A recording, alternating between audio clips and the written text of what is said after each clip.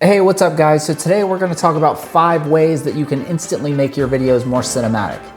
Maybe 6. Dude, Topo has the best burn of any sparkly water out there. I'm just saying. The first thing that we need to talk about when it comes to creating a cinematic look is lighting. And I know you're probably thinking, yeah bro, we know that good lighting is what is necessary for good shots, but instead of just thinking about lighting as a whole, I just want to give you 2 little things that you can do that will instantly level up your lighting game. The first one, and probably one of the biggest things that you can do to have an impact on your lighting, is to shoot on the shadow side of your subject. Sometimes this is called the far side or the short side. This is where you position your camera on the opposite side of the light direction that is in your scene. So in this case, my key light, this big softbox here, is off to my right or camera left, and the camera is positioned slightly off axis to the left. Instead of just being dead center like this, I'm slightly angled for a reason. That's on purpose. What this does is it just creates more contrast, and it allows the light and the shadow to help shape my face and give it dimension and visual interest. And this doesn't just go for people. You can light objects this way, like this light, this bottle right here. Stop, wait, hold on. I'm sorry. It was late, what can I say? I was tired the other night and I was about to give you a really bad example. And then I realized this is my video and I can just intercut wherever I want. So instead, I'm gonna show you a natural light shoot where I was shooting everything on the shadow side.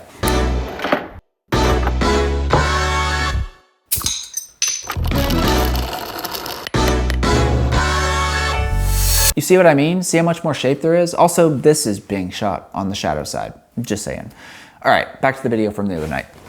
A big beginner mistake is to just light for illumination, meaning just to put a light on in the scene, whether it's an overhead light or whether we're just blasting our light straight at our face, just to illuminate ourselves to get enough exposure to be able to literally be seen by our camera.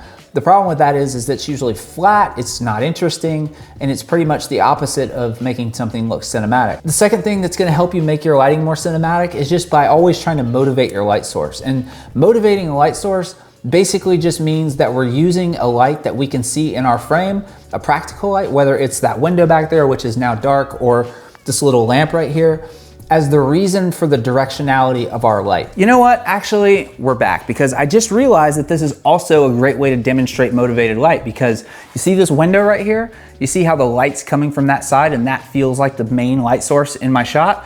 Well, it is helping a little bit with this tiny little highlight here, but the main thing responsible for lighting me is actually the softbox off to camera left. I'm using the window over there to motivate the direction of my light, and that is motivated lighting. Number 2 is to think in sequences instead of just thinking in shots. So a big mistake I think a lot of creators make in the beginning is that they focus on one single shot and trying to make that look as good as they possibly can. And they don't think about it as being a larger part and a larger element of the greater whole, which is the sequence of shots. So a lot of times what you'll see from people who are just kind of starting out, that if they're shooting a wide shot, instead of repositioning their camera so that there's like a seamless cut that isn't jarring, they'll just kind of punch in on a tighter lens, or even worse, they'll just kind of push their camera forward with the same lens to get closer, versus repositioning your camera and being able to have a more seamless cut because you're covering things from a different angle. And a really simple way to make sure that your cuts are gonna be cohesive and they're not gonna be felt by the audience, meaning they're not gonna be like jarring, like, whoa, what the hell just happened, is to just make sure that you change your angle by 30 degrees at least between shot setups. And we can also sneakily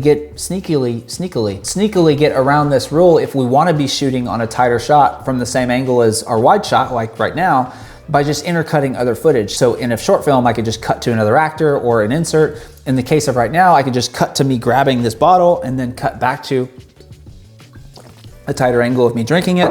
That's tasty. Number 3 is to use foreground elements in your shot. So this is one that's easy to implement immediately. So adding foreground to your shots, adding foreground elements, is a great way to add dimension. Rather than just shooting a shot and having it be clean, meaning like there's nothing in front of our subject and it's just placed, that can start to feel like it's staged. It kind of feels like a sitcom. In sitcoms, there's like never anything in the foreground, and that's part of the reason why they don't look cinematic and they just look like sitcoms, is because it's very two-dimensional, and that has to do with the fact that there's nothing in the foreground that gives us that dimension and allows us to get a sense of space. The other thing that adding foreground elements does is once you introduce camera motion, foreground elements help accentuate that camera motion. So if I'm shooting clean of any foreground elements and I'm pushing forward, you can see that the camera's moving. But if I put things in the foreground, then it really gives us that sense of motion because we're able to see more things changing in the environment that are showing our eye and our brain that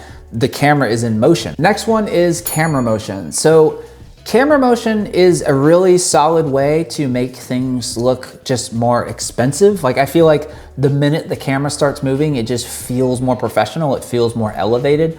But we don't want to just move the camera for no reason. You can do that and yeah, it will make your videos look a little more pro, but doing that in tandem with doing it for a reason, like to help provide a feeling for what we're trying to say in that scene is gonna go miles further than just moving it for no reason. So we could use something like a push-in shot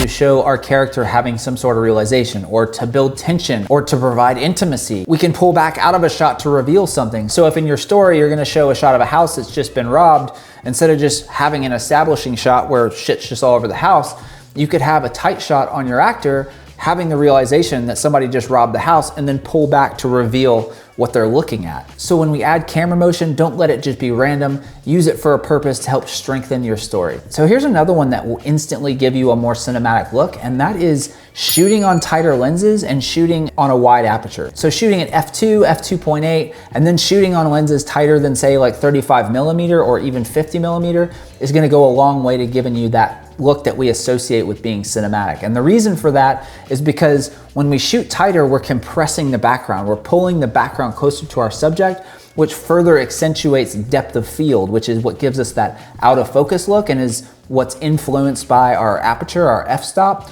So when we shoot on a wider f-stop, we're getting that shallow depth of field, which throws the background out of focus. So those two things together are kind of what give that soft cinematic feel. And here, I'll just show you the difference. So check this out. This is the same shot on a wide lens versus a tight lens. See how it pulls the background in closer? That's lens compression. Another thing I want to talk about in regards to lenses specifically, and this is getting a little bit out of the instantly cinematic zone that we've been in up until now. There's so many videos specifically on Instagram floating around about how like when to use different lenses for your shots. And then it's just like insert shot 70mm, establishing shot 24mm. And that's fine. People are trying to be helpful and I totally get it. But I think what bugs me about it is they never really talk about why. And that comes down to what we were just talking about in regards to lens compression and just characteristics of lenses. So wider lenses tend to not exaggerate that depth of field as much as tighter lenses. Everything in the room when we're shooting on a wider lens is just a little bit more readable, a little bit more definable. And when we're establishing a shot or an environment for the audience, our goal is to point their attention to where we are. We want to show them this is the environment that we're in, so we want to make things more readable. And then the reason why they typically go in tighter as the drama in a scene unfolds in movies is for two reasons. Number one, we want to stop distracting our audience with all of these elements out to the side, so the field of view being, tighter to our actor is going to eliminate these distractions. The other thing is that we're bringing them closer to us in space so that we can read what's going on their face. If someone's having a moment, that's a lot easier to read than if it's happening right here. See what I mean? So that's all I got. That was 5 ways we can instantly make our videos more cinematic. I hope that this video was helpful. If you liked it and you want more videos like this, please subscribe to the channel. And if you have any questions, just drop them in my comments. I love this stuff. So I'd love to have a conversation with it. I'd love to have a conversation about it and give you any help if you have questions or concerns or anything really. I'm a chatty Cathy, you know what I'm saying? So let's chat, hit me up, and I'll see you in the next video.